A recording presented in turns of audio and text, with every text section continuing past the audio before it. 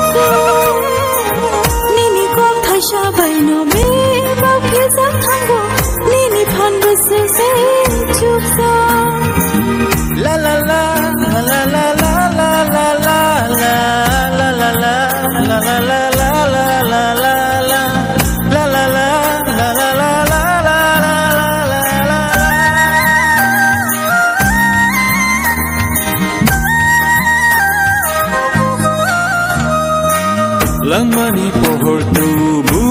nayani kaitor nini mumbe bago kuchu nini kok thaisa baino be bak philja khango nini phan busuk se chukja khairo ma kuplung bugra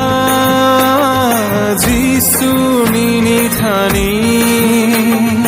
ang hai ko sok sung nang bai bo ki ching ang phayo nung no lama nung no kubu te mu thang nai sa kuchuk ni kuchuk golob zanai subra jisu nini kop thayo khatung tong mano menang wan sung maramo suzak thang bayo jisu nungano segang hamzanga nung se sung no buthai thai rena